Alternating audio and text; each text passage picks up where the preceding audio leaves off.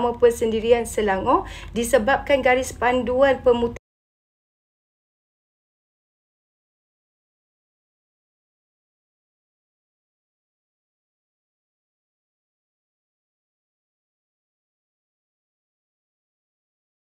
dan kebajikan para pelajar yang swasta ni, mereka diberikan ruang selama hampir 3 tahun dah sebenarnya untuk mematuhi segala SOP, terutama sekali SOP bomba ni.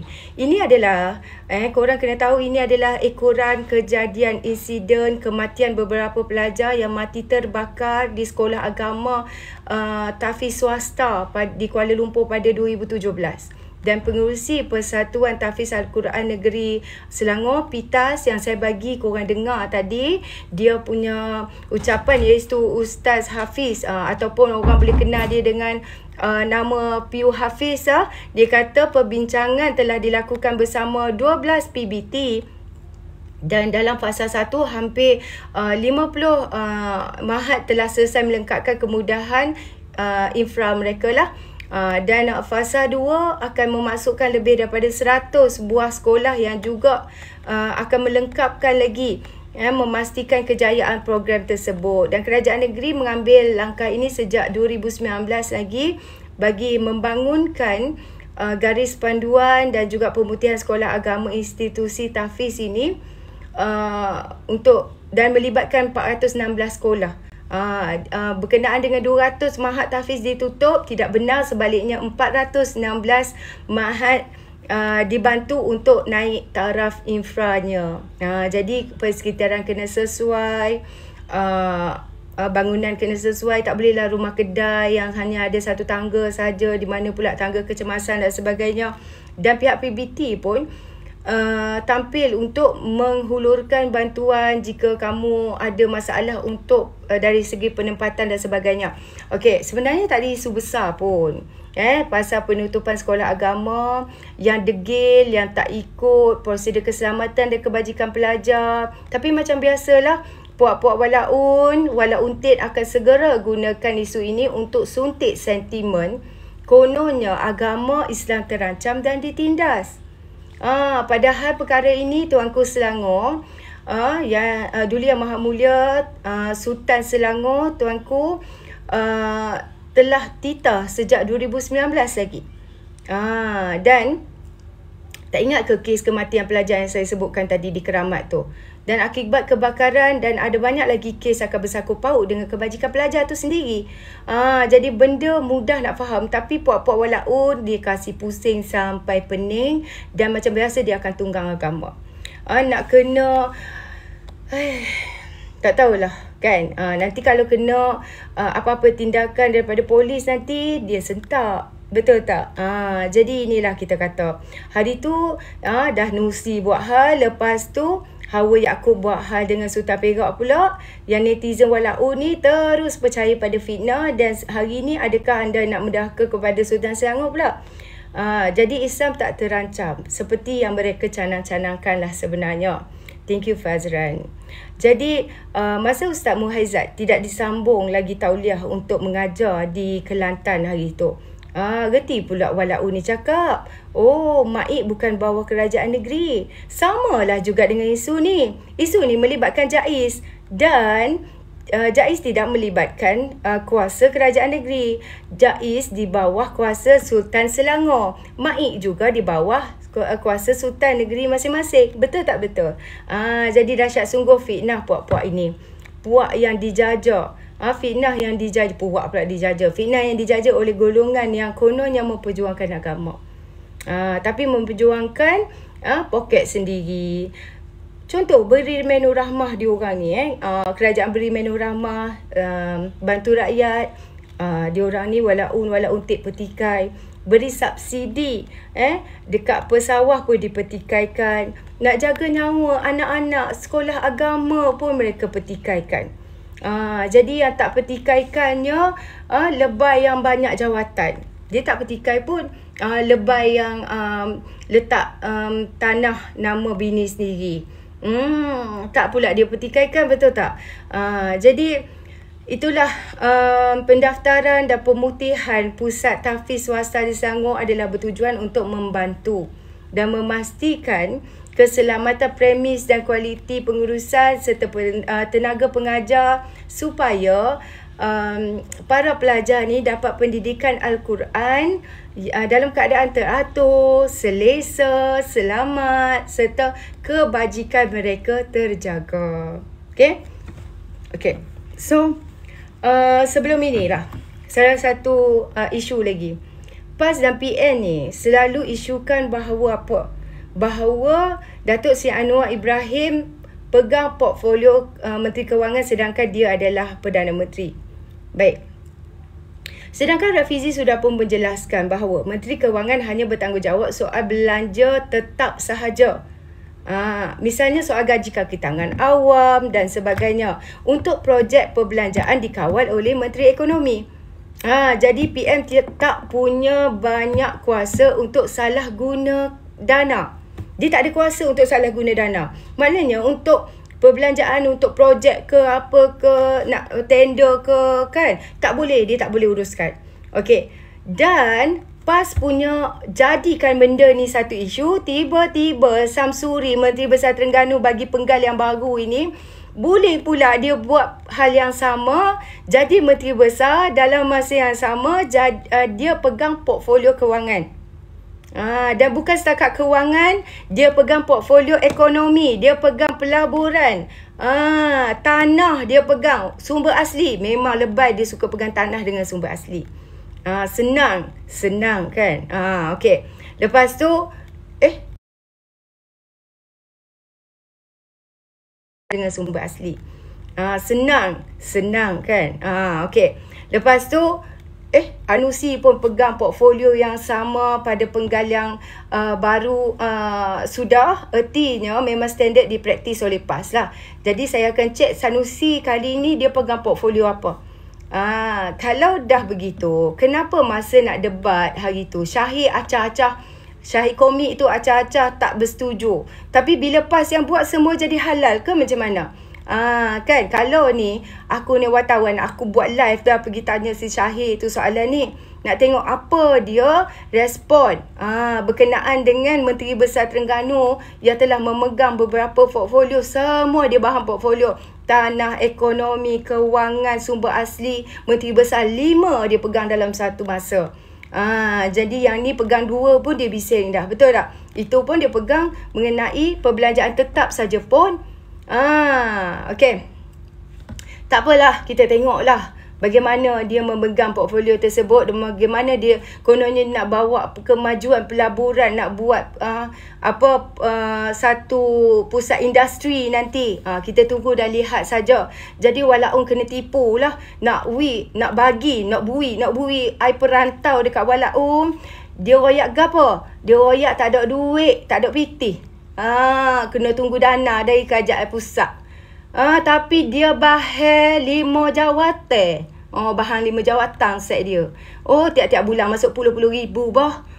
Dia sedap Walaum hok tukang derita-nya. Walaum nak ai perantau kena tunggu dana pusat. Lepas tu dia Walaum nak peluang pekerjaan kena atur syalang. Lepas tu dia sedap 5 dia bahan ke dia seorang. Jadi PAS dan PN isukan lah seperti yang saya kata tadi. Jadi cakap tak serupa bikin juga kan. Okey, ada satu lagi ni saya nak beritahu. Adun yang baru dilantik ini kan, nak pusat secepat mungkin, Pusat Khidmat Wakil Rakyat dia untuk membangunkan Jitra ini. Dun Jitra dia minta dengan rakyat, dia minta satu premis lah nak bagi dekat dia. Sebab apa? Sebab dia rusing pasal sewa premis ni. Dia kata tak ada duit ni nak sewa premis. Adun Jitra ni resah gelisah kos sewa premis. Rayu supaya rakyat ni bantu infakkan pejabat kepada dia. Ni aku nak tanya, sekarang ni rakyat bantu Adun ke? Adun bantu rakyat lah ni.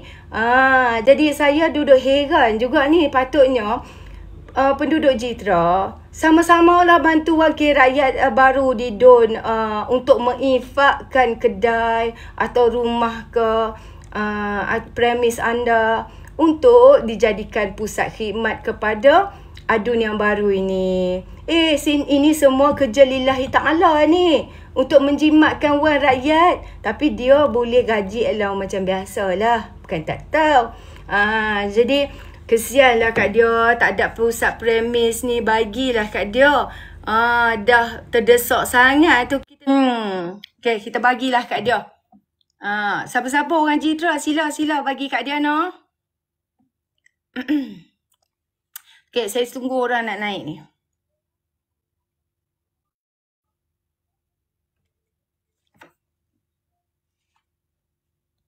Lamanya dia nak naik. Bagi rumah padi tu.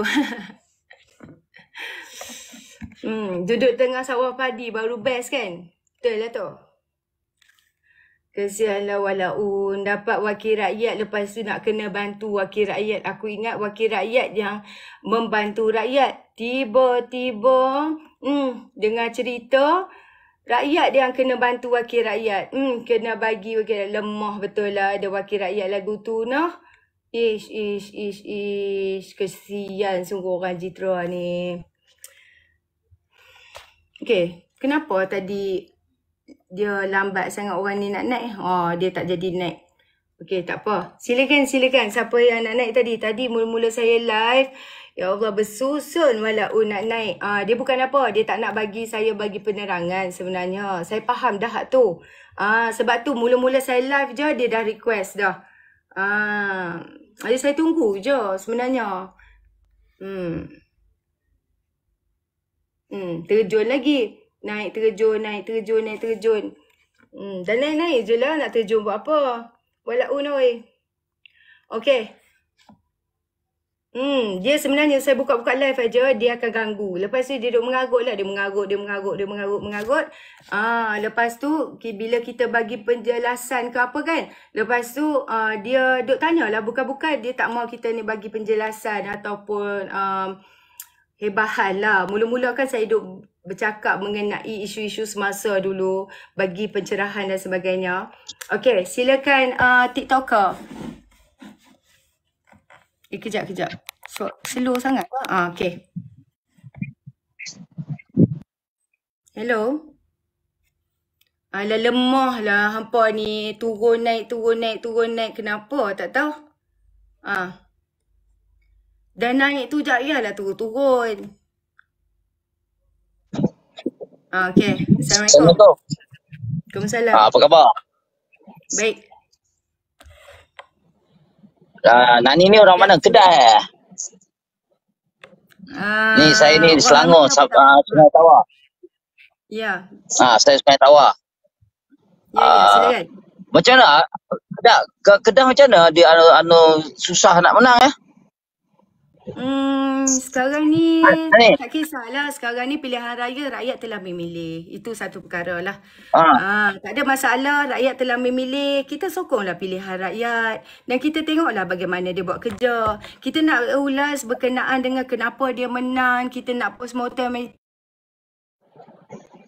Pasal saya di Selangor ni, Sungai Tawar, saya terlibat dalam kempen lah ni. Hak dan Kedah lah bagi saya. Menanglah. Terima kasih rakyat Kedah.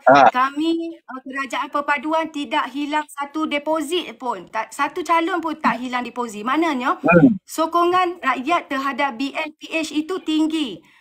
Tidak macam PPBM yang telah hilang 18 kerusi deposit dia. Maknanya tak ada orang nak sokong pun. Kalau dah macam tu teruk, maknanya tak ada orang nak undi mereka di kawasan tersebut. Tapi BNPH walaupun tidak menang, tapi kita tak hilang deposit sama sekali. Maknanya sokongan rakyat Kedah tu ramai, tapi peratus mengundi tu kurang. Tak kisah, kita teruskan dengan pencerahan kita. Kerajaan buat kerja macam biasa balik. Yang penting, Midin tak jadi PM11. Nani? Ya. Saya ni Sungai Tawar atau Sabak Bernam, UMNO. Tapi ya memang teruk lah nak berkempen nak bagi menang. Itu hari kita menang pun di sini 800 lebih je Sungai Tawar. Sebab dia punya kempen tu tau. Kempen dia tu semua kempen agama, bangsa. Kempen. Selangor. Jangan lupa Selangor banyak pengundi baru tau. Ya betul. Yang kita Ha. menangkan kita tau, saya punya pengalaman lah kita menangkan tu dekat lorong yang pengundi muda tau. Yang tua punya satu, pengundi satu dengan lorong dua tu. Kalau kalah, kalau menang pun menang 1-2 undi je. Kalau kalah banyak. Jadi pengundi Okey, tua saya nak sebenarnya tanya untuk Cik Kingsman lah. ah, Kingsman, okey. Tak apalah, ah, kita tinggalkanlah pasal PRN tu. Sekarang ni ah, kita cerita pasal isu semasa. Sekarang ah. ni Cik Kingsman nampak tak gendang 3R sedang giat dipalu oleh Ya, Perikatan betul. Nasional selepas PRN. Kenapa Yalah itulah kaedah dia untuk dia menaikkan semangat Melayu supaya orang Melayu memberontak, itulah kaedah dia. Apa ada kaedah lain? Sebab mereka Masa sekarang ni dah ah akui yang mereka gagal untuk ya, menaklukki negeri-negeri maju seperti Selangor, Negeri ya Sembilan dan juga betul. uh, Betul. Pulau Itu Pinang. betul. Jadi Hmm. mereka telah tersedar daripada mimpi bahawa sokongan Hmm. rakyat terhadap BNPH tetap lagi utuh walaupun ada kita tak nafikanlah ada swing vote daripada BN yang juga mungkin ada daripada PH yang tidak mahu mengundi calon BN. Kita tak boleh Ya nafikan itu. betul. Itu tak Tetapi nafikan lah ni. Betul. mereka telah start kerja sekarang ini untuk PRK Pulai. Dia nak Ya membuktikan betul. kita kena bekerja kuat juga untuk PRK Pulai sebab dia nak membuktikan bahawa sokongan rakyat berada di belah dia. Betul. Pasal yang Jadi lepas ni Nani, yang lepas Sungai Tawar tau, memang UMNO ni sebenarnya masih ada musuh dalam selimut tau. Yang lepas tu memang orang UMNO yang berkempen untuk parti sebelah tau. Dan mereka yang memang ramai di kalangan UMNO ni yang saya ingat UMNO ni kena betul dalam masa 4 tahun ni kena pulihkan. Maksudnya Dato' Zahid kena tegas, yang bukan UMNO yang dah macam penjahat ke apa, petualang tu buang terus je. Buang terus. Lepas tu Nani, lagi satu kan Nani, PMX kan. Assalamualaikum. PMX tu kena bertegas Pak Maun lah dia tengah sekarang. cakap Pak Maun, sabar je. Ya, Okey, Nani. silakan. Ya? PMX kena tegas. PMX kena tegas. Ya. Yang perlu ditangkap. Yang perlu ditangkap. Ya, saya rasa dah undang-undang yang baru harus dibuatlah sebenarnya. Kita kena buat satu kempen di social media supaya satu undang-undang untuk anti berita palsu. Ya, betul. Anti berita palsu, anti hasutan. Sebab bahaya tau memporak-perandakan negara kita ni. Contoh Nani. Ya. Yang macam apa ni dalam social media yang mengutuk-ngutuk PM tu. PM kena tegas lah, tak boleh biar lah. Ya. Kita dengar bersakit hati tau. Mungkin SOSMA kena diaktifkan balik lah saya rasa. Untuk anti hasutan dan anti berita palsu ni, untuk 3R dikenakan SOSMA terus. Ya, betul. Orang tak berani nak buat. Ni kalau bayangkan kalau saman, dia ambil masa yang lama. Saman ni okeylah kena tahan sekejap, tunggu menaik mahkamah dan sebagainya, turun naik mahkamah, tapi tetap bebas seperti biasa. Kenakan SOSMA terus. Ya. Okey, Nani. Ya. Saya minta Nani dalam room Nani ni tekankan PMX tu perlu tegas, Dato' Zahid tu perlu tegas. Itu je kaedah dia. Pasal jadi zaman apa pun dah tahu benda itu tak patut dimainkan berkenaan dengan 3R itu, janganlah mainkan. Kalau tak nak disusmakan. Ini bukan soal zalim tak zalim. Korang lagi zalim. Korang tahu dah benda tu fitnah tapi korang mainkan juga. Tapi kita nampak sekarang ni melampau. Dah melampau sangat. Masalahnya. Okey, kita bagi Pak Maun cakap pula. Silakan Pak Maun. Nani, thank you. Alright, jadi Nani aku sekejap. Nani, Wani. Okey, Pak Maun silakan. Assalamualaikum, selamat petang. Ya, Pak Maun. Sila Pak Maun.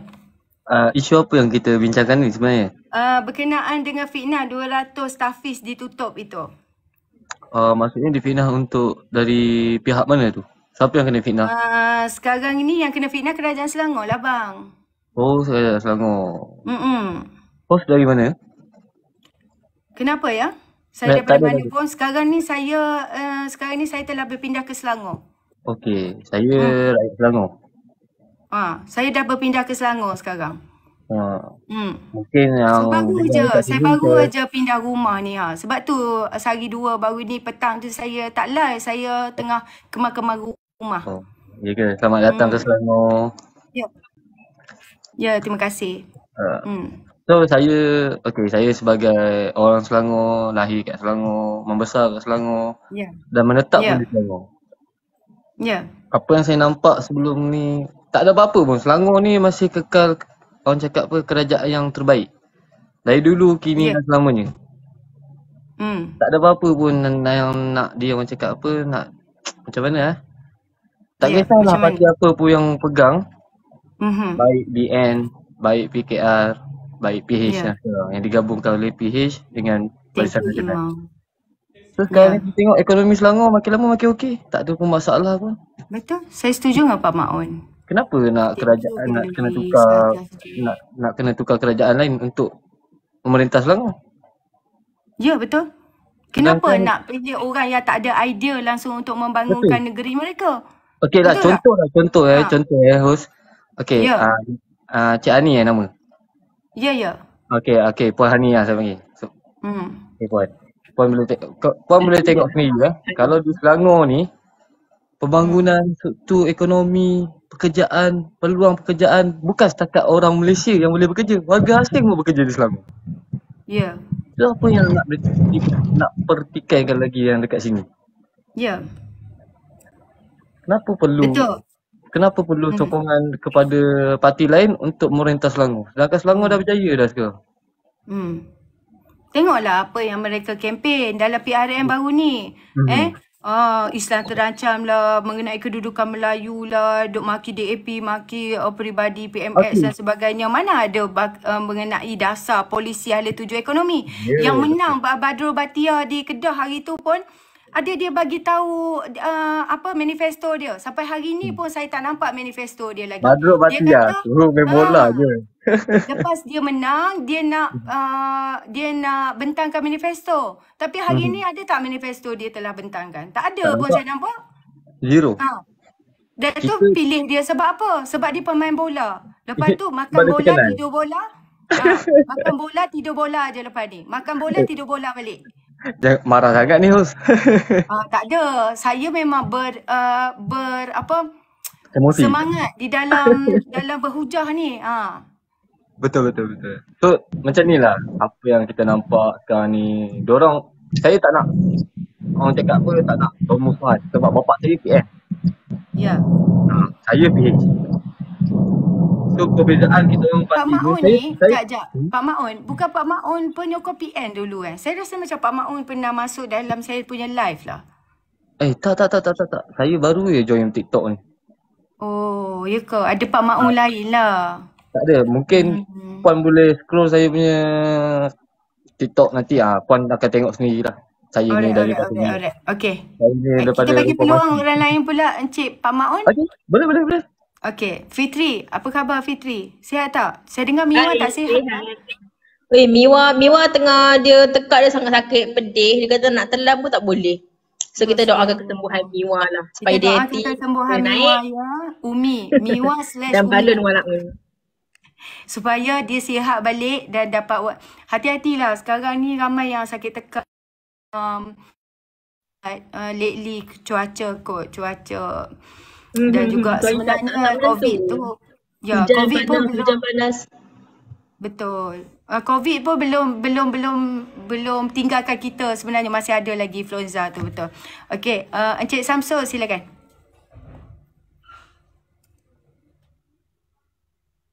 Hello, Cik Samsul Kowe, buka mic kat bawah Cik Samsul. Tengah kerja. Kena bagi yang semangat nak cakap. Okey, Acah Pacar silakan. Saya turunkan dulu Encik Samsul Okey, Acah Pacar silakan. Dengar. Okey, Assalamualaikum. Saya dengar kan? Dengar. Okey, saya nak cakap pasal isu Ambalat ni. Okey, isu Ambalat sebab saya tengok puak-puak pembangkang even rakyat biasa pun dah termakan dengan fitnah isu ambalat ni lah. Diorang kata pasal PMS ataupun kerajaan hari ni serahkan ambalat pada Indonesia kan. Okay, so hari ni saya tak tahulah dalam ni ada walaun ke, ada ke tak, saya tak tahulah. Tapi hari ni buat penyokong pembangkang ni, saya nak diorang dengar, saya nak bagi fakta yang betul Okay. Okay, untuk isu ambalat ni saya perlu bagi tahu dulu lah, saya tak pandai bab persempadanan apa semua ni. Cuma saya just nak ceritakan fakta berdasarkan apa yang saya dapat. Even daripada negara Indonesia sendirilah. Okay, 2 hari lepas saya ada berhujah dengan salah seorang Saitro Mahathir. Okay, dia mengatakan kerajaan hari ini sudah serahkan ambalat kepada Indonesia. So diorang mainkan isu tu menggunakan video daripada adun daripada Sabah. Saya lupa nama adun tu. Okay, and then saya bagi diorang satu artikel berita yang mengatakan pihak adun tu perlu minta maaf kerana membuat fitnah pada kerajaan. Okay, jadi disebabkan itulah saya punya hujah tu berlarutan sampai ke hari ini dengan Saitro Mahathir. Even dengan Saitro PN pun saya terpaksa berhujah sebab saya nak meletak saya nak menyebarkan benda ni adalah saya nak sebarkan fakta yang betul, bukan auta. Okay, bagi yang tak tahu, isu ambalat ni dia sebenarnya yang perjanjian antara kerajaan kita, kerajaan Malaysia dengan Indonesia tu, ianya tak melibatkan blok ambalat. Ianya melibatkan persempadanan Sulawesi dengan Selat Melaka. Kalau ada yang salah, minta saudara betulkanlah untuk saya. Dengar ke? Ya, silakan. Okay, jadi kat sini saya merujuk pada kenyataan daripada cepat Kementerian Luar Negeri. Cepat sikit. Saya merujuk pada kenyataan Kementerian daripada Kementerian Luar Negeri Indonesia lah. Okay, kat sini dia mengatakan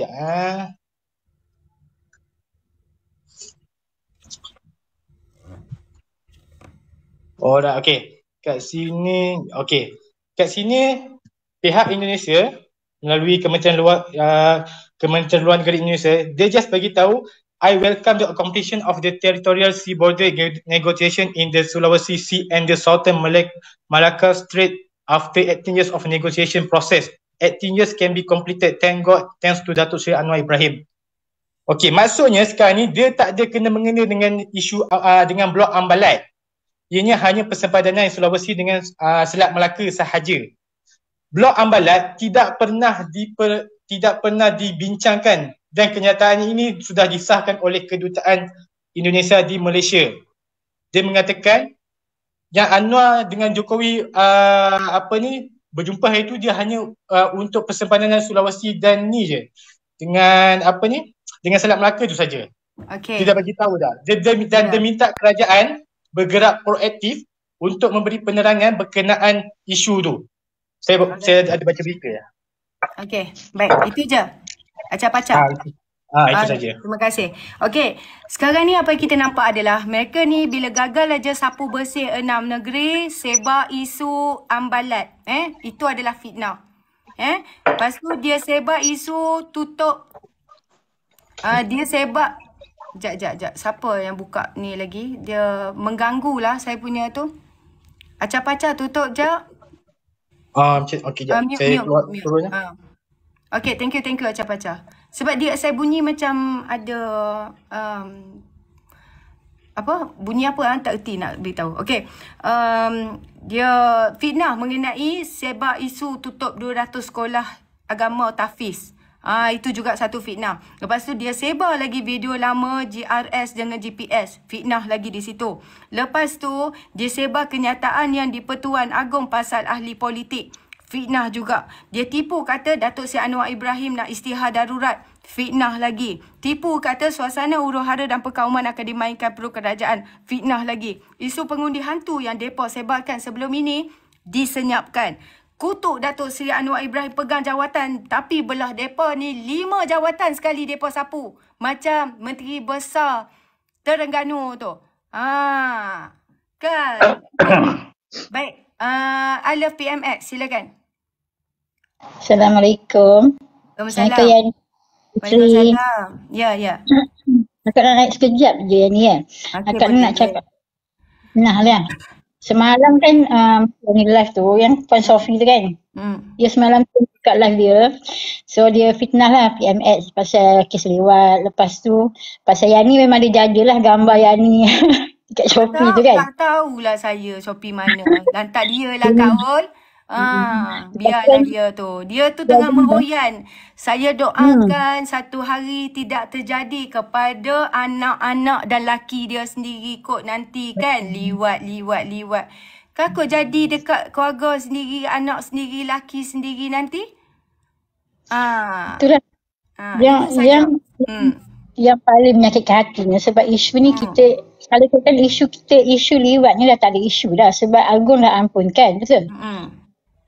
Tapi kan daripada semalam sampailah pagi ni, sampai tengah hari ni dia orang mainkan lagi. Siap buka lagi penghakiman, cerita apa yang tu tulis dalam tu, lepas tu apa lagi yang Nala Karupai, semua dia ceritakan balik seolah-olah benda ni pernah berlaku. Tak apa. Jadi begini, saya nak beritahu satu perkara saja dekat Kak Lina. Saya nak beritahu satu perkara kat Kak Lina. Setiap kali anda menyakiti atau membuat fitnah terhadap seorang orang yang beriman, maksudnya walaupun tak kira lah dia, walaupun dia sembahyang ke, dia ni orang Islam. Nama saja orang Islam, dia akan ada iman dalam diri dia sebab dia adalah orang Islam. Okey. Jadi, apa yang saya nak sampaikan, jangan sampai orang itu menadah tangan di malam yang sunyi meminta Allah memberikan balasan kepada hampa. Sebab orang yang dianiayai tak ada hijab. Begitu.